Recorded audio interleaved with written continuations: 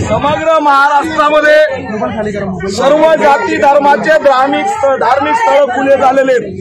तुळजापूरची जत्रा झाली, हजारोच्या लोक संख्येने त्या ठिकाणी होते।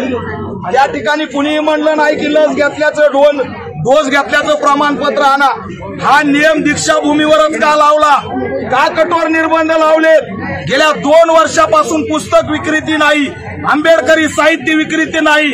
आजचा दिवस आमच्यासाठी या जनावरांच्या गर्दीतून बाबासाहेबांनी आम्हाला उचलून मानवतेचं जीवन देणारा नवा जन्म दिला आणि या नव्या जन्माच्या दिवशी आम्हाला रोखलं जातंय, निर्बंध लावले जातात।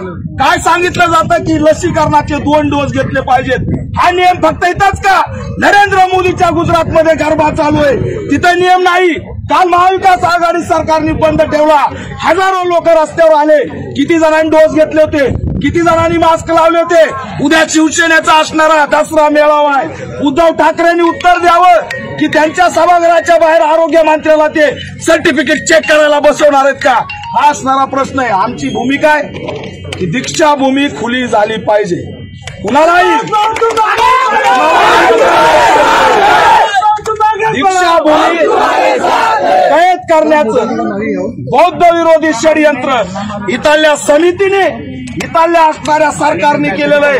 हे मानवतेचं केंद्र, हे शांततेचं केंद्र, हे गौतम बुद्धांच्या भूमीचं केंद्र, बाबासाहेबांचं केंद्र आणि या ठिकाणी तालिबानी फतवा काढला जातोय। त्याचा निषेध करण्यासाठी मी इथं आलोय। अभिवादन सगळे करणार, कुणालाही रोखलं जाणार नाही अशी आमची ठाम भूमिका आहे। यंत्रणेने सहकार्य करावं आणि आमच्या लोकांना या ठिकाणी येऊ द्यावं। आम्ही गेल्या 1956 पासून आजपर्यंत आलोत, आम्हाला माहिती आहे अभिवादन कसं करायचं। यंत्रणेने आम्हाला शिकवून अभिवादन कसं करायचं।